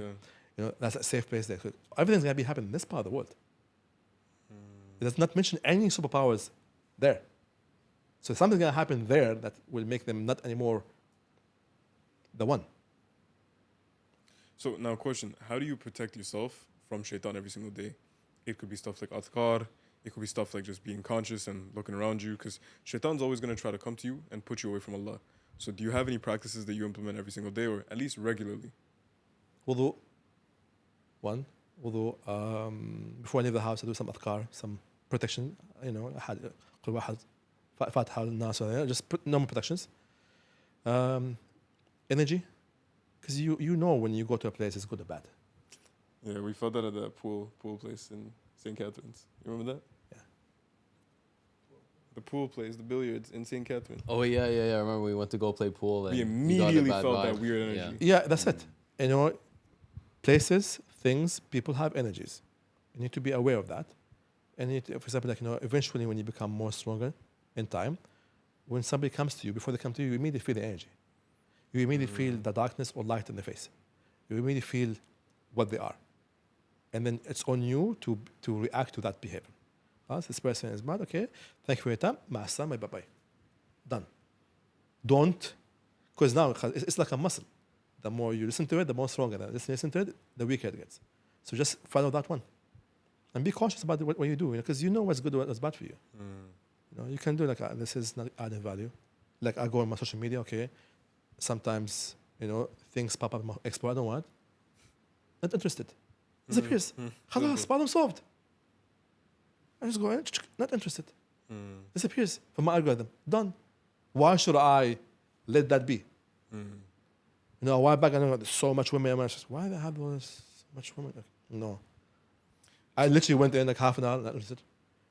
And then my algorithm changed. Became just cars, fitness, and watches and travel. That's it. So speaking of women, what are some of the more common DMs that you get from women? Like, what are the types of DMs? So many things. So many things. Have you found a pattern? Like, this is something that a lot of women have been coming with? There's marriage proposals sometimes. There is like mainly, okay, we love what you're doing. Because again, I speak in a different sense. Like I have very high levels of, you know, confidence. You know what I'm doing. It's very, you know it. You know, there's no ifs and buts and maybes. Like I speak differently, and that's unusual for a lot of people to see. So they get attracted to that, basically. Yeah. I don't give it too much attention, to be honest. I never did. You know, it's just, it's a thing. And again, my page is only less than 2 years old. I didn't have social media for almost 11 years. Wow. Yeah. I just opened it because like, hey, I got the awards, and then, hey, let's make it bigger, and then like, I made some podcasts and they went viral. Okay, cool. Do you ever feel like you would get canceled? Actually, zero care. But do you feel that it might happen? Again, don't care. I'm still making money. It's not even on your mind. It never been on my mind. Again, like I don't even follow women in my page. I don't even you like. follow? I don't follow like it's all guys or businesses. Close friends, Yeah, friends. Or like if there's women like maybe friends of mine that are decent human beings. No. Models and no, like never. Yeah. Even I can give right now. Go in my likes. You never see me like any female. SubhanAllah. Yeah. I'm very. No, I don't do that shit at all whatsoever. You think that lowers your vibration? Yeah. It's like, I'm not gonna waste my energy there. But yeah, I don't care about it. 'Cause I'm still making money. And you can't say, sure, cool. I'm still relevant somewhere else. I still live in a penthouse. I still travel for I still do other stuff. So it doesn't make any difference for me. But again, I'm very conscious about why I say. Yeah, You know? right. Because there's no point just purposely being Yeah. using all these bridges. I will always talk about things, but in a most respectful possible way. That's it. No? See, in the West, you saying or us saying the type of stuff that we could say here, Yeah. we can say maybe 1% of what we say here openly, Yeah. proudly, I know. without a care in the world. Strike, ban, delete, easy. It's okay. And then with you me. lose the influence that you have on the world. It's okay. Again, my influence is done in the world differently. You know, if I do my business right, I'm having the money, I'm touching the people that I need to touch. You know, because I remember on that topic, like I had a point that when I went on my podcast, I was talking about the masculine energy, and a man do this, but a woman should do this. I got so much attacks, like almost 5,000 comments from American women. Hate. In the beginning, I was replying to each one of them, that's why you're single. It was very passive. And then like, oh, that's why you're very passive aggressive. It's like, thumbs up. And then, okay, doesn't matter. They are in their own bubble and their own whatever it is, and I can't change them. You can't change them. Yeah, you can't. And that's how they are. Let's leave it. What do you think are the most important traits for men to have today in a relationship point of view, not in a business point of view? As a man, provide your own value. So be first a man. So you work on yourself. Be a healthy body. Be a healthy mind. Create, focus on your hustle. Be a man that is worth respecting. Don't ask for respect when you're bum on the couch. Wow, okay. So provide the value. Be the man first, and then it will come automatically. Okay. And it's not the other way around. See, a lot of like red pill pickup artists in the West, they try to fool the woman and fake high value. They try to convince them they'll rent a car, they'll buy, they'll rent a watch, just to give this image, just to perceive high value. Yeah, but it's not who you are. Again, self-doubt, self-respect, self-awareness, and self-confidence are all self things. It's within you. It's something within inside you. Because that's a self. It's not things. It's not called thing confidence. No, it's self. So it's an inside job, and nobody can help you with the inside job except you. Why do you think most marriages or relationships today have issues or fail? We became a civilization who just when things get broken, we throw them away. We don't fix them. Before, when things get broken, we fix them. Number one. Number two, the illusion of choice. People think they have illusion of choice because they have this. Because a woman can put a picture of herself, whatever, in a bikini, and then she can get like 500 DMs. That day I saw a friend of mine, funny, like it was her and was next to her a guy who was acting like a woman, and he showed me his Tinder, and he showed me it's like 6,000 likes. And he's saying it's average. And this is the whole thing. You have women or people who are like very average, 3, 4, 5s, looking, and they think they're 10s because they got the attention. So much attention. Because again, any woman can just post something and actually immediately get her DM flooded. Oh, you're amazing. Oh, you're beautiful. And they have this illusion that they have other options. They think the grass is greener. Yeah, but again, yes, you have other people who's gonna, get you naked and do something to you, but not gonna wife you. Wow. Yeah, you can go get F by anybody else, but nobody's gonna put a ring on you. Oh, I didn't want that man. It's like, well, you're an idiot then. And now you're 35, you can't get a man. Bro, so you said you're 40, right? 41. 41. Before I told you this before, bro, but you look like you're the same age as us. Yeah, Alhamdulillah. Here. Eternal, brother. It's like when you have faith in God. Number one, when you sleep in peace, when you do not hate on people, I don't have jealousy or hate on anybody else. This is your risk, alhamdulillah. Like if my friends got money, I never hate on it. Because first of all, my friend got risk, alhamdulillah, this is their given. Number two, God is just around the corner. He just blessed you, He might bless me. Bas. So I will never look at it that way. So would you say you have a stressful life? There is stress. We all go through stress. I have a lot of stress, but the thing is, I don't react to my stress. I don't give my stress that energy and power, control about me. That's it. I don't let it consume me. So how do you deal with it? I deal with it, yeah. But how? How? So many ways. Again, a lot of times things will happen. Okay, fine. Again, you do not need to react to almost 90% of things that happen in life. Don't react fast. Oh my God, that's facts. You don't, okay. Oh my, why? Why? Oh it fell down. One of the decisions, either it's baby broken or not. If it's broken, go to the shop, half an hour, it's fixed. If it's broken, alhamdulillah, done. So again, it's a matter of, again, zooming out, understand. Why do we do that then? Why do we just... Because again, it's that emotional attachment. You just want to freak out. It's like, why are you doing this? What else is bothering you? That's true. What else is bothering you? Because something else is bothering you, definitely. It's not the phone falling down. Wow. What else is bothering you? Why haven't dealt with that? Deal with that. Oh, I got bills. Habibi, we all have bills. If you see my bills, you're going to cry. I swear, if you see my bills, my bills is what you make in the next 3 years. You don't want to look at it. But again, everybody have a different capacity. So the question I want to ask, you're 41, Allahumma barik. No. No? What? He said no. Said نعم. نعم He said نعم no. Oh, naam. لا إله إلا الله تفضل Mesh. ماشي ماشي So, okay, 41. If you could go back, let's say, to like 18. 18 or 18? 18. 1-8. Okay, 1-8. 1-8, yeah. If you go back, yeah, it's a long time.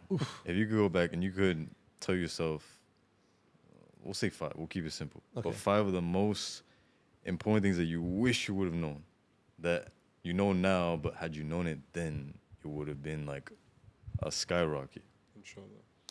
Okay, so let me just give you one thing here, because the problem is this. We are using a programming of a different generation. Of like by the time you're 30, you're supposed to be, married, have family, have a house, and all that stuff. This all programming, The thing is this. Before, as a kid, you're 7, 8 years, you are more responsible. You pack your bag, you walk to school, you are more responsible kid. So by the time you're 9 or 10, you were already a man. You have responsibilities as a man. You could have done things as a man.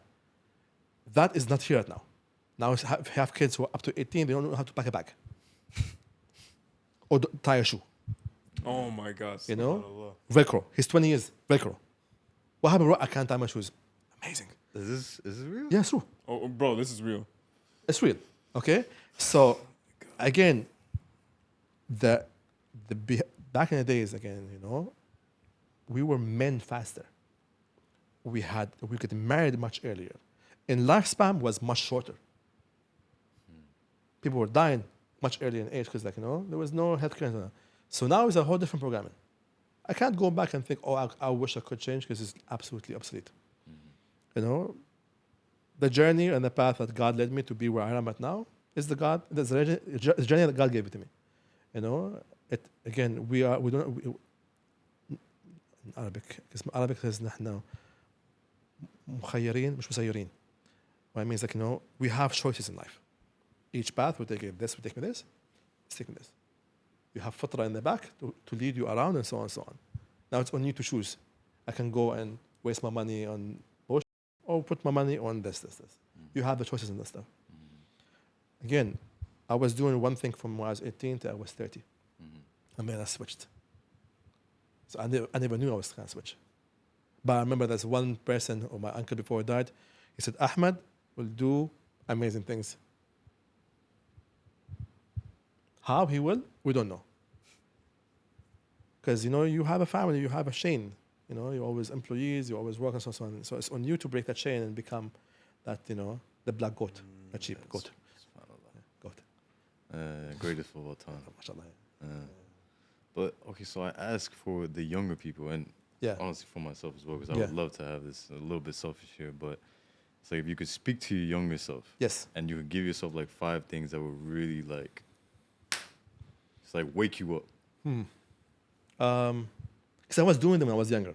I was focused on my fitness. My fitness gave me disciplines. So disciplines, have the disciplines, because that will get you so far. Because you can't be motivated and inspired all the time. It's impossible. You have days that you are just low energy. You're having a bad day. So disciplines is a very important thing. So have disciplines the earlier possible. So do sports. Sports is the best disciplines creator. Understand charity and philanthropy early in your life. So volunteering will make you understand not having. So it becomes a motivator. Can you go into that? So I did 2 types of volunteering when I was younger. The normal charities, for poor people and so on and so on. And then old people. Old people was a very important lesson that I learned one thing specific from that. They all had that look in their face. When they were younger, they could have done something different and they didn't do it. Relationship with this person or this business or this deal, and they didn't do it. And the regret eats them up. So I took a decision that, if I think it, I say it. If I want it, I do it. I'd rather have a life full of failure and experiences than a life boring doing nothing. I wish I did. I don't want to sit down and say, I wish I did this. That's it. I will always go and do it. if I fail, I rather know than never know. That's it. Like I never drank or smoked or in my life because I know that outward, I can see it. So I look at it, I don't regret it at all. Because now I have this, you pay it in advance. So you take care of your 20s and 30s, your 40s, 50s will be taken care of. So you do that early, you pay the tax early in your life. So you can enjoy your life afterwards. So you can be active, moving. Like all the guys in my age now, they are fat and grumpy and all the sadness in them. So that's a very important part, like knowing, because when you see the people who doesn't have, you get to appreciate what you have. And then you try to do more. So disciplines, doing that charity early in your life is very important. Do it consistently is very important because it keeps you humble. Keeps you very humble. Then you will not go and spend. Like I remember one of the things that switched me from being this expensive food dinners every week 2-3 times. I met a guy who's much bigger than me, multi-billionaire. He's like, Ahmed, mashallah, I see you here often. Business is good? Yeah, good. It's like, Ahmed, with this 1,000 dirhams we spend in eating for two, even you can go to this supermarket right now and buy 1,000 mini cupcakes. You can go to the construction site right now and give it to 1,000 people. Hit me. And then we start doing something called feed labor. Every Saturday, we feed 2,500 to 5,000 people every Saturday for the last 400 weeks. Who do you feed? Laborers. Oh, okay. Like the workers. Yeah. It's very simple. Like we get like 5-6 guys in each one. I get oranges, I get water, I get lemon up, I get chips, I get cupcakes, and it costs nothing. And you are basically feeding the people that are working the hardest. Yeah, exactly. So again, simple things. And so if you're spending so I can't justify spending so much money on food when I can put that food. All that money to feed all those people. It's Yeah. like one So that's what's steakhouse. like. Oh, you're being cheap. Like not being cheap. I'm just like I don't justify it. Yeah, so Yes. it woke you up. Yeah, I don't justify it anymore because why would I do that when I can get a really good shawarma for 20 dirhams? Facts. Why would I doing that? And you are saying that, bro. There's brokies Yeah. that are getting that. I can buy $3,000. I can buy the restaurant. And you choose. No, I'm not to. seriously. I can tap it. I can buy the whole restaurant. It's not a problem. But it does not make sense. Why am I paying this much money for a meal? Yet someone's Yeah, for a above their steak. means. See, Yeah. if you're gonna sit down and talk about that steak I had that steak 2 months ago, it's like then you're broke. You're broke because you can have the steak every day. It's not a hard thing, but again, because your mentality, I want to show off. Look, I'm popping bottles and do. It's like, what are you doing, man? What's the ROI? You know how much money you could do. You can build a mosque with that, a well with that. You can put something for your future. You can invest that money and buy some gold, in some silver, invest in some stock markets and crypto. So much things you can do with this money, but you choose to shade out.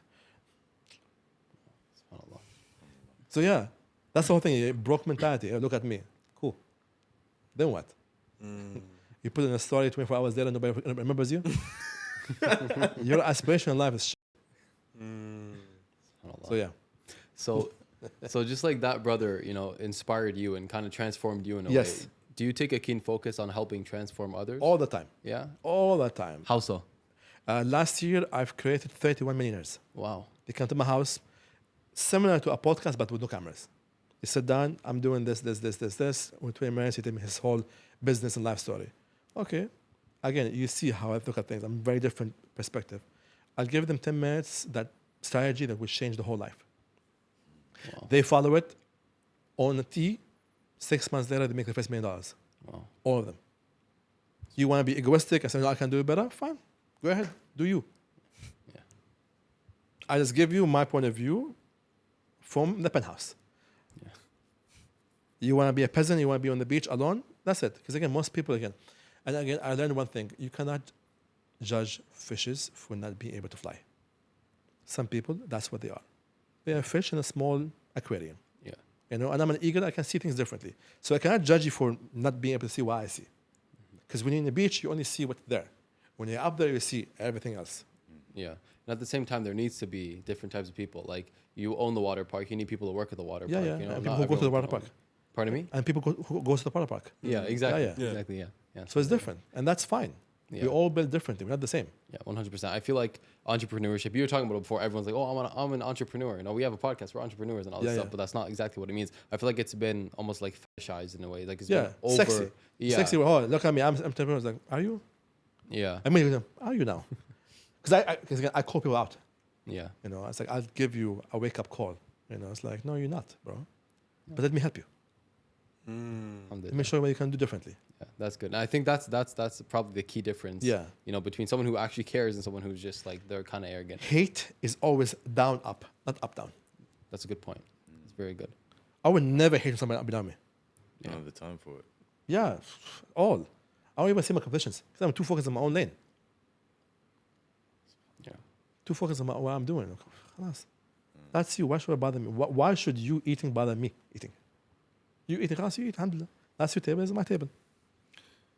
Wow. See these millionaires, alhamdulillah, Allahumma barik, the 31 millionaires that you help them, you know, Yes. all hit $1 million within the first 6 months of your advice. Yes, there's a case-by-case basis because all of them have their own intricacies that you talk about. They all have their own niche and demographics, Yes. right?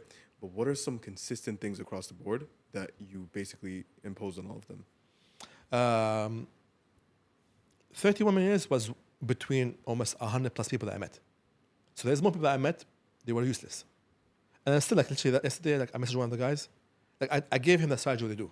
And like, he's not doing it. It's like, I show him the same strategy I asked him to do, somebody else is doing it in America.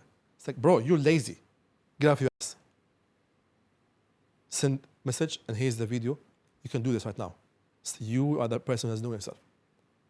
Because again, I'm going to give you your advice. Now watch what you do with it.